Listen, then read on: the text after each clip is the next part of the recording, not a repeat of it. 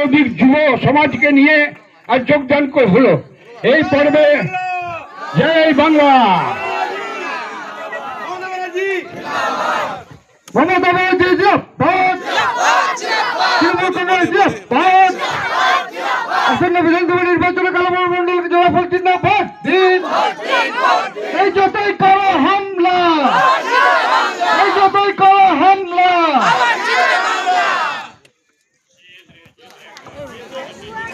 অনেক ধন্যবাদ রতন এবং তার সহযোগীদের।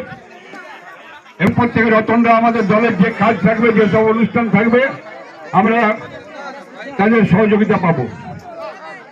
আমি আর দেরি করব না, এখানে বক্তব্য রাখার জন্য প্রথমেই আমি এরপর আমাদের দলের কথা লিডার কাঞ্চন মিত্র আপনাদের সামনে ছোট্ট বক্তব্য রাখবেন। ধন্যবাদ। উমরা অঞ্চল তৃণমূল কংগ্রেসের সভাপতি শ্রদ্ধেয় সাইকেল মহাশয়, মঞ্চে রয়েছেন আগামী 2026-এর বিধানসভা নির্বাচনে ছিলেন ভাই কৌশিক, রয়েছেন কৃষ্ণা বন্দ্যোপাধ্যায়, রয়েছেন আমাদের প্রধান মিনা কোলে, শশী সঙ্গে আছেন ভাইস প্রেসিডেন্ট রাজু মুখার্জি, রয়েছেন বাপি মুখার্জি আমাদের অত্যন্ত আমাদের সিনিয়র লিডার, তিনি আছেন, শ্রমিক আছেন আমাদের কনভেনার, আর শকুন্তলা রয়েছেন পঞ্চায়েত সমিতির মেম্বার। कहते थे सीपीएम करने के बाद में हम लोग मन टूट गया, चलो भाई सीपीएम नहीं करेंगे, आज जो भी करेंगे हम लोग टीएमसी करेंगे। दीदी उन्होंने बहुत काम किया, कर रही है काम। प्लस हमारा जो जहाँ बस्ती में जहाँ बस करते हैं, हम लोग गरीब बस्ती में रहते हैं, बहुत असुविधा होता है, हमारे साथी लोग का प्रॉब्लम होता है, कुछ काम नहीं कर पाते हैं। इसलिए चिंता लगा सोरंदा का हम एक बात खाली फ़ोन किए थे कि सोरंदा हम लोग हनुमान नगर चला चाहिए। सोरंदा तुरंत मेरा काम कर दिया, तो इसलिए हम भी उसे जो अगला हमसे जब हमको मेरा काम कर दिया, मैंने अच्छे कार्यों से प्रेरित होकर के आप हम तो बेईमान नहीं है, क्योंकि हम बेईमानी नहीं करने चाहते नहीं। जब अगला हमको हेल्प किया तो हमको भी उससे रहना जरूर, सब में हाथ मिला के रहेंगे, जब तक रहेंगे टीएमसी करेंगे, ये बोल के अपना। ठीक, क्या नाम है आपका भैया? रतन मलिक, उखरा हनुमान नगर। তৃণমূলে কতজন যোগদান করেছে? 200 लोग, 200 মানুষ ছেড়ে টিএমসি যুবতী মহিলা সব মিলে। একই দাদা, আজকে হনুমানডাঙ্গা এই জলের ট্যাঙ্কির সামনে আজকে সিপিএম ছেড়ে তৃণমূলে যোগ দিলেন, তা নিয়ে কী বলবেন? ওনারা দীর্ঘদিন যাবৎ সিপিএম করেছেন, আর দেখছেন মমতা ব্যানার্জি আমাদের মুখ্যমন্ত্রী, তার উন্নয়নটা প্রত্যেক পরিবারকে যেভাবে মুখ্যমন্ত্রী মমতা ব্যানার্জি সাহায্য করছেন, তাছাড়া আর বিকল্প নেই এখন।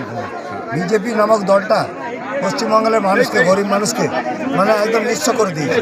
আজকে দিদি না থাকলে অনেক পরিবার না খেয়ে মারা যাবে। দিদি যদি যে প্রকল্পগুলো চালু করেছে, দিদির আশীর্বাদে আমরা সবাই বেঁচে আছি এখানে।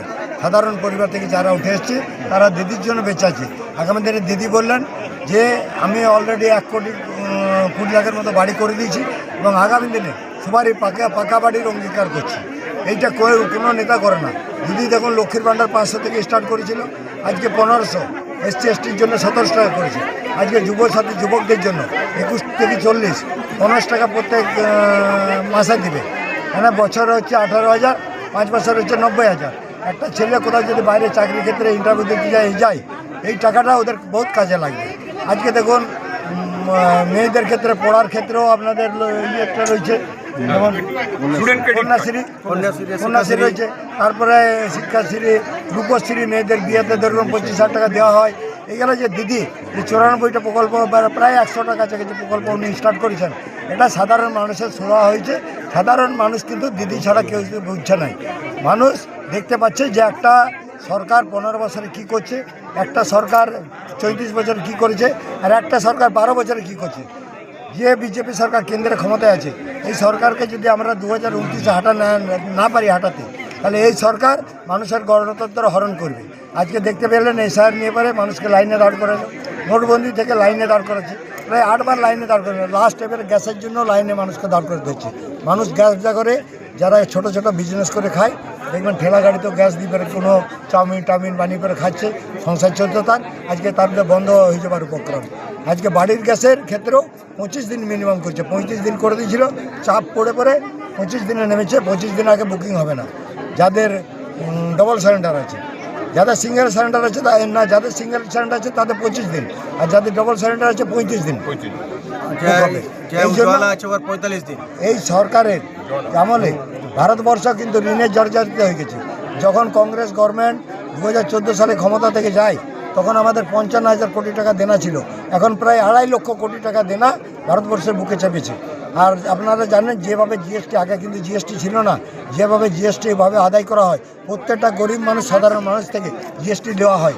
আমরা বুঝতে পারি না হয়তো সব, কিন্তু একটা কাপড় কিনলে পরে কেজি 200 টাকার কাপড় কিনে ওতেও 9 টাকা, এই 18 36 টাকা জিএসটি কাটা হচ্ছে। সেই জিএসটি আমাদের প্রাপ্য, যে পশ্চিমবাংলা সরকারের যা প্রাপ্য, প্রত্যেক বছর 1.5 থেকে 2 লক্ষ কোটি টাকা, মানে যেভাবে যেরকম কালেকশন হয় 1.5 থেকে 2 লক্ষ কোটি টাকা প্রত্যেক বছর কালেকশন হয়। সেই টাকা যদি আমার পশ্চিমবাংলা 50% পাওয়ার কথা, ওই টাকা যদি দিয়ে দেয় আমাদের দিদি আরও 94 কেন আরও অনেক বেশি বাড়াতে পারবে এবং যাদেরকে যত টাকা দিচ্ছে তার থেকে বেশি করতে পারবে। এই জন্য সব সাধারণ মানুষ আগামী দিন এই নির্বাচনে দেখতে পাবেন ফলাফল, প্রায় 250 সিট নিয়ে পরে তৃণমূল কংগ্রেস ক্ষমতায় আসবে। আর আপনারা জানেন বিজেপি 77 ছিল আগের বারে, এরা এবারে 27-এ নামবে না 7-এ নামবে আমরা কিন্তু বুঝতে পারছি না, কিন্তু নামবে, ওরা ডাউন হবে। এই বলে সকলকে ধন্যবাদ, অভিনন্দন। আমাদের এই দাদাকে, দাদার নেতৃত্বে 200 মানুষ এইখানে আজকে জয়েন করলেন সিপিএম থেকে টিএমসিতে, দাদাকে ধন্যবাদ জানাই। এবং দাদার সঙ্গে আমরা আমাদের কর্মীদিকে একটা কথাই বলবো, চিরদিন দাদার সহযোগিতা খেয়াল রাখবেন, দাদাকে আগে নিয়ে পরে বেরিয়ে পরে চলবেন। যে উন্নয়ন প্রকল্প আমাদের আছে, হেরাদাও আছে, তো যে উন্নয়ন প্রকল্প আমাদের আসবে, তো আমি আমাদের কর্মীদিকে বলবো দাদাদিকে সঙ্গে নিয়ে কোনো গরিব মানুষ যাতে বঞ্চিত না হয় সেই জায়গাটা অবশ্যই আমাদেরকে দেখতে হবে। আমাদের যা কাজ করার আমরা করব, দাদাদিকে বলবো খালি আমাদেরকে সহযোগিতা করুন।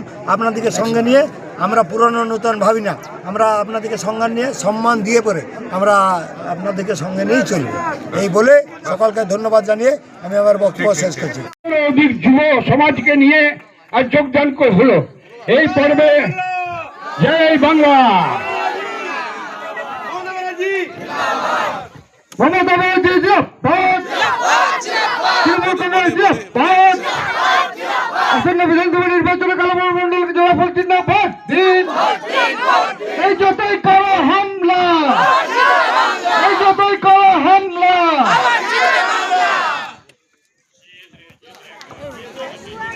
অনেক ধন্যবাদ রতন এবং তার সহযোগীদের। এরপর থেকে রতনরা আমাদের দলের যে কাজ থাকবে, যেসব অনুষ্ঠান থাকবে, আমরা তাদের সহযোগিতা পাবো। আমি আর দেরি করব না, এখানে বক্তব্য রাখার জন্য প্রথমেই আমি